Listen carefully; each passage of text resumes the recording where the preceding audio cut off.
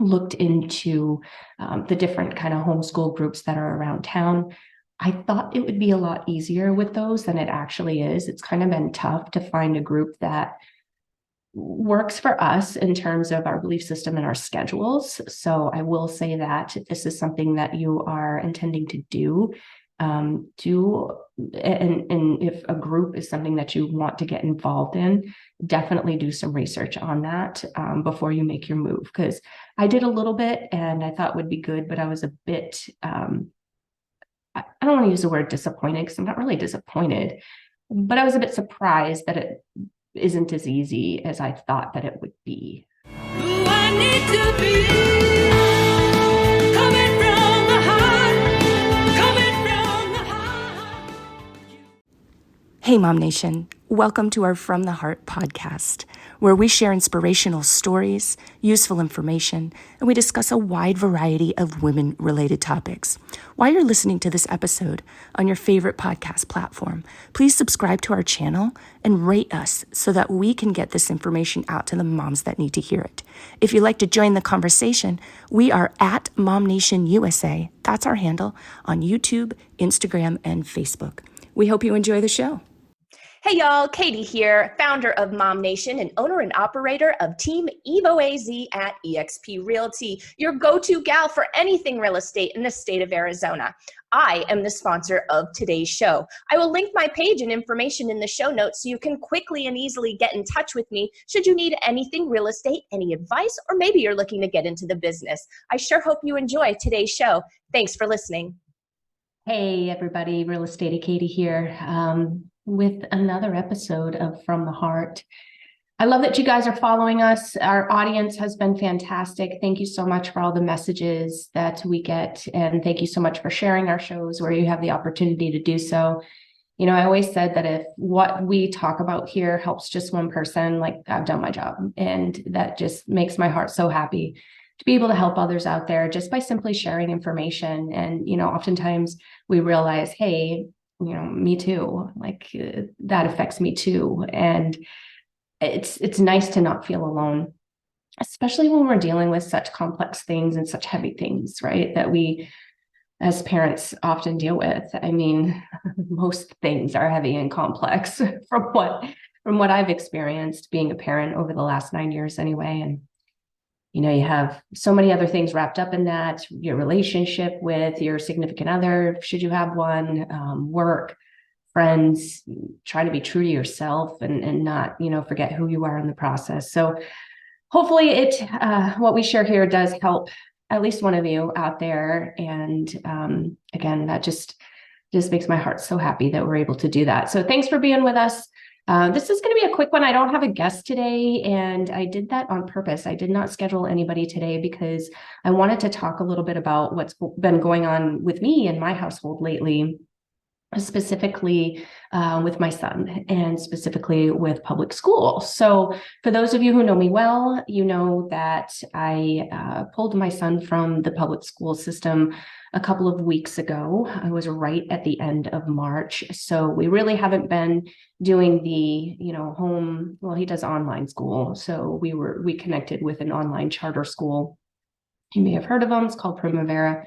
And we decided to keep him home for at least the remainder of this year and are talking about, you know, potentially keeping him home next year as well. And the reasons are vast, but the two main reasons are something that I wanted to share with you guys here, because again, you know, there may be one or two of you out there that is feeling the same and you're not really sure what to do. And maybe you've considered online schooling or homeschooling, but don't really know how to start. And I didn't either. Thankfully, I had a lot, you know, I've got MOMnation. So I had a lot of friends that have been doing it for quite some time. In fact, I have this book called The Book on Homeschooling, basically. And it's a MOMnation member that wrote this. Her name is Susan Chung. I've known her for quite some time. She's actually a real estate client of mine, and that's how I initially met her. But she's homeschooled all of her children. I believe she has 4 or 5 kids. And so she's the expert. She wrote the book on it. But she is an expert, and the book is the subtitle is 10 Simple Steps to Get Started. So check her out. And it's not a super thick book. It's pretty thin. So it is a pretty quick read. And there's a lot of great information in there to kind of help you get started and help you with your expectations, kind of like what to expect when you do it. I decided to do the online portion because it seemed, quite frankly, easier. It was all set up. He has a teacher. He does live classes. He's got a counselor. They were able to, he was diagnosed with ADHD, so they were able to move his 504. So he still has that from his previous school. All sorts of reasons why I went that route. It just seemed like it'd be the best fit for our family, especially considering that there was only 6 or 8 weeks of school left, something like that, when we ended up pulling him out. So we've done that. And so far, so good. I mean, it's a little bit of a transition, right? Like there's obviously we need to figure out a schedule. We need to make sure that his time on task is, equivalent to what their expectations are. And that can be a little bit difficult because, of course, when he's home previously, when he was going to school, he didn't have school at home. So home was home. And yeah, we did homework and whatnot, but school was school. And so having to blend the two has been a bit of a transition. So we set up his own space that doesn't share a space with his play space. So his desk isn't in his room, basically. It's actually in my office. And so he sits with me. He works with mom, right? Shares my office with me and does his schoolwork. And then I can kind of keep an eye on him, make sure that he's staying on task, make sure that he's getting logged into the live classes when they have them, and that kind of thing. So far, that's been going pretty well. Again, a little bit of a transitioning period. Had to be really easy on myself the first week or two, just because I knew that, my husband and I still work full time. So I knew that there were going to be some hiccups, maybe. We were just real calm about it, real easy with each other about it, because of course that can escalate quickly between the two of you, because it's stressful, especially when you work in a business that's as busy as ours is. It's 24/7 and we're just constantly on. So it can be stressful, but I gave myself and him a bunch of grace in the first couple of weeks, and I'm still doing it actually, because we still don't have a perfect system.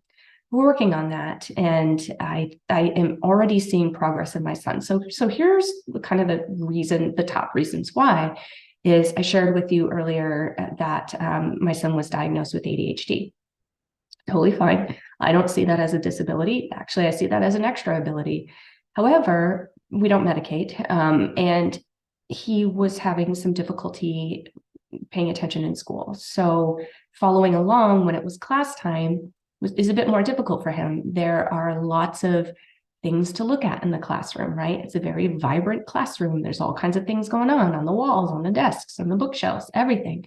So that is distracting. There are, I think, 25 kids in his class when we left to one teacher. And yeah, she might have a teacher's helper, but it's not that same one-on-one experience that he gets with us at home. And that has really, really helped. And I've been watching his scores, if you will, and he has accelerated even in the last couple of weeks that he's been home. And I attribute that to having a quieter space where he's able to focus, and then also having his dad and I really close by. Whereas if he doesn't understand something, or he's having a little bit of trouble with a concept, math is a big thing. I'm sure everyone can relate, right?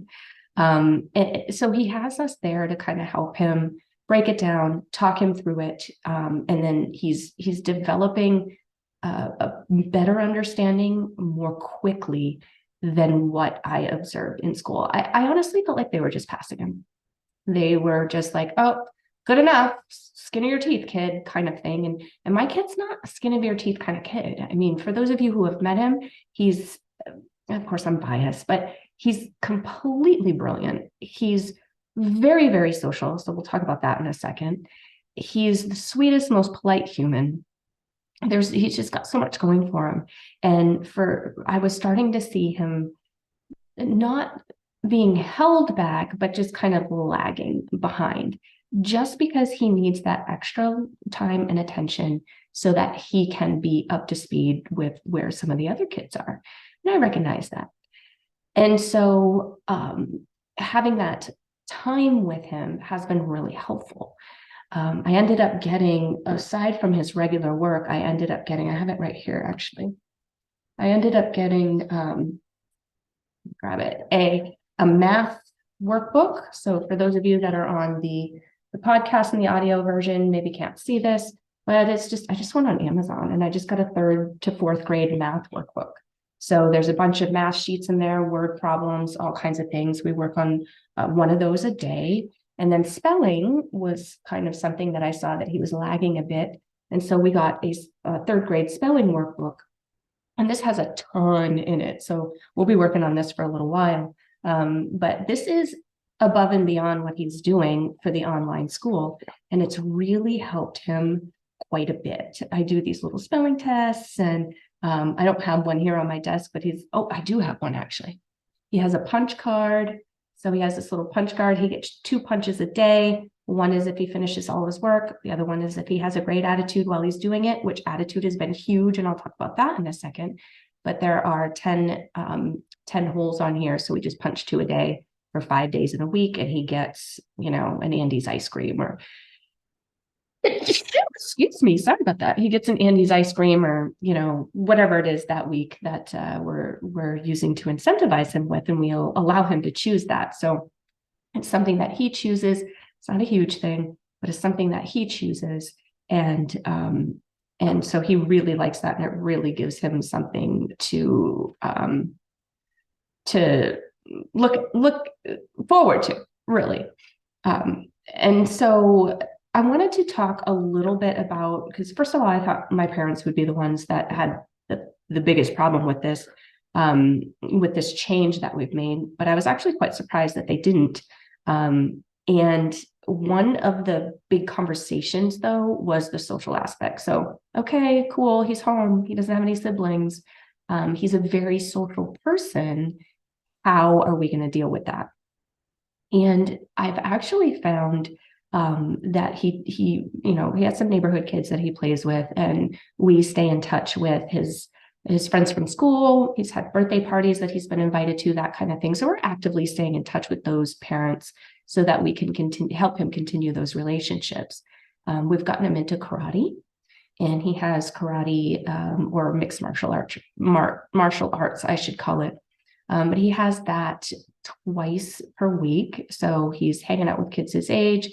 He's getting some exercise, which he has PE every day with this online school. So that's kind of cool. But he's getting his exercise. He's interacting with kids.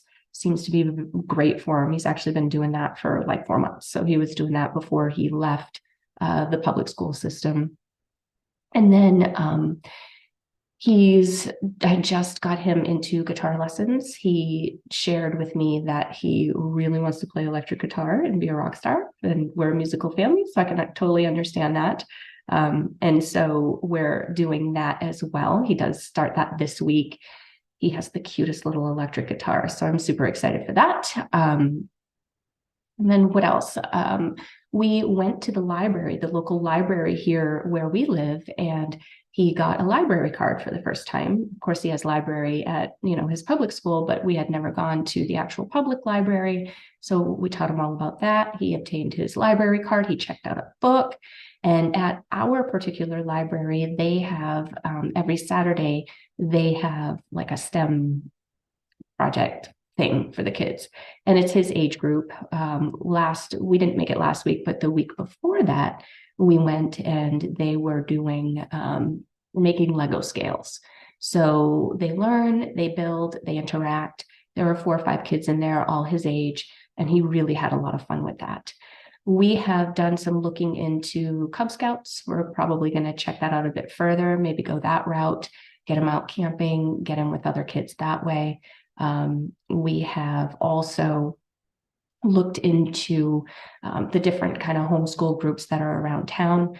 I thought it would be a lot easier with those than it actually is. It's kind of been tough to find a group that works for us in terms of our belief system and our schedules. So I will say that if this is something that you are intending to do, And if a group is something that you want to get involved in, definitely do some research on that before you make your move. Because I did a little bit and I thought would be good, but I was a bit, I don't want to use the word disappointed because I'm not really disappointed, but I was a bit surprised that it isn't as easy as I thought that it would be. To get into one of those groups where they do like field trips once a week and kind of all get together and do different things, maybe talent shows or, things like that, things that you would do normally in the public school setting.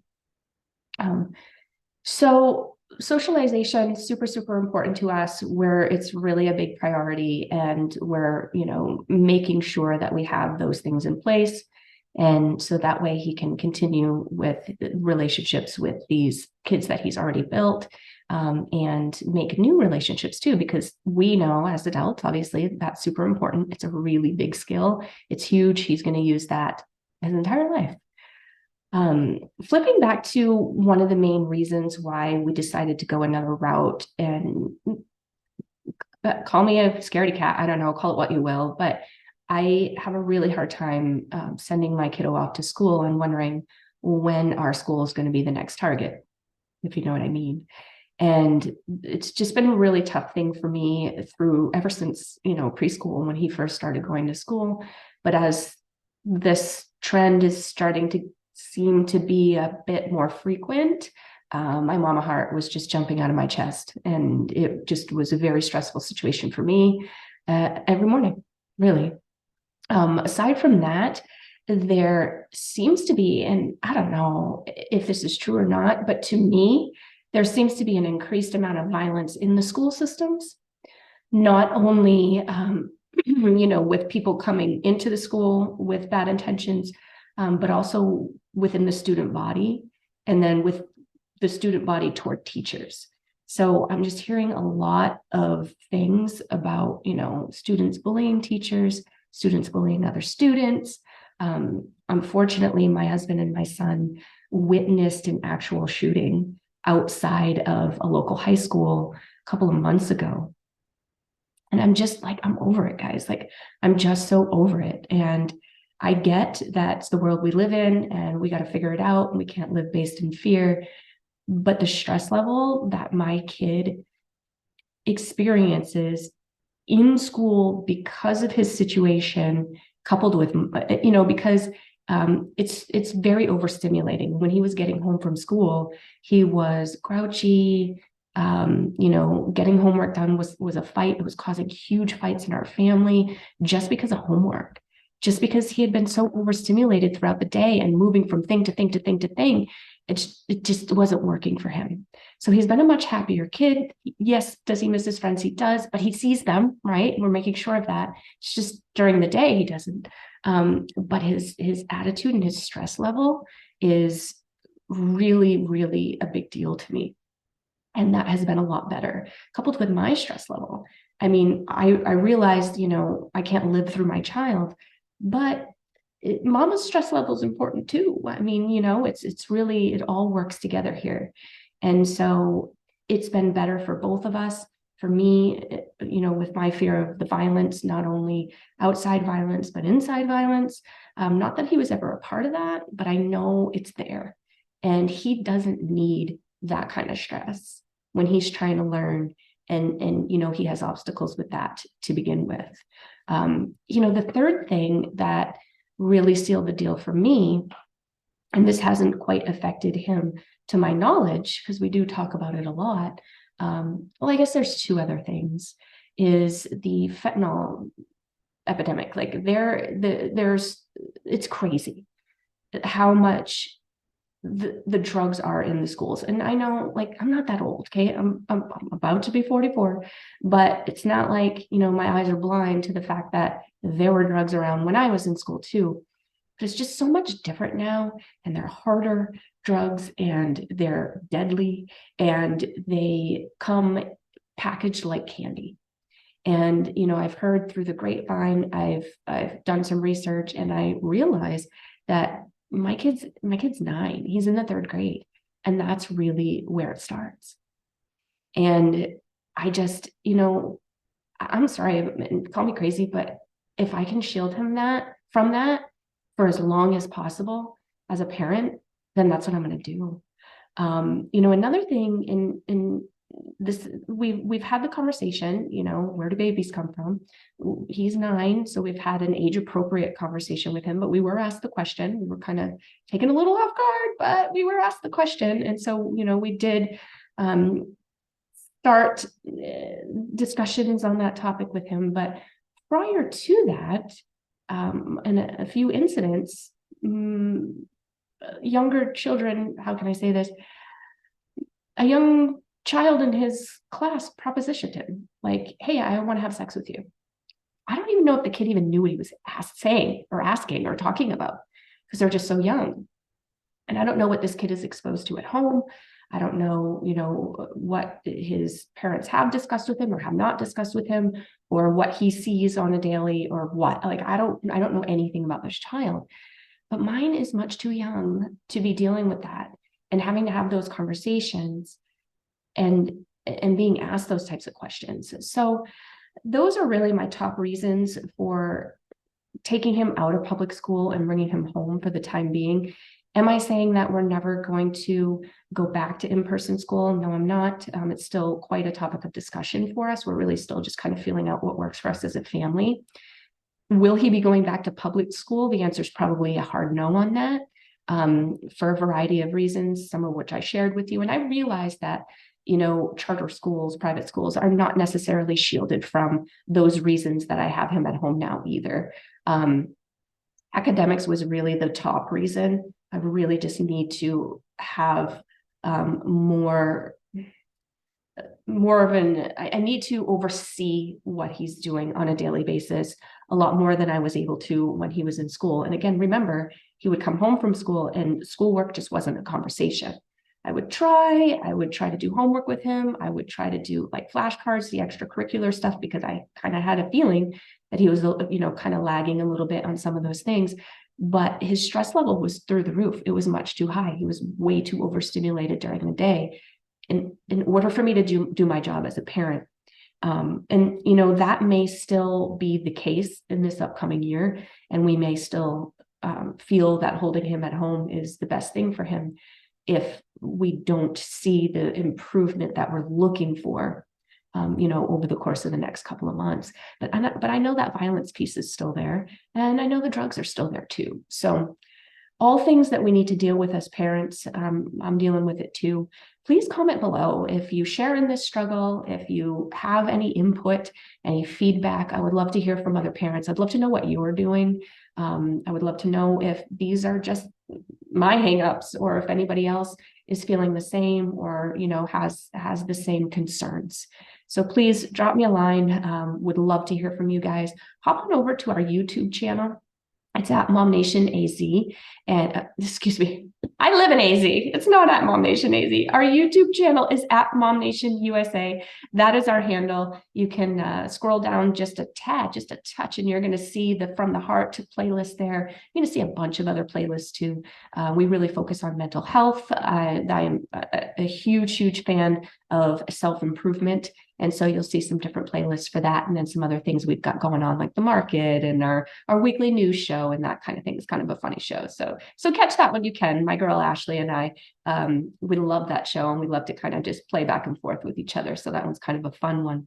If you are more of the audio version, maybe you run a lot, hike a lot, bike a lot, whatever, you prefer the podcast style, then hop on over to your favorite podcast platform, do a quick search for MOMnation Talk Radio, and that is where you can find us. Until next time, guys, it was great. Thank you so much for listening, and I hope you enjoyed.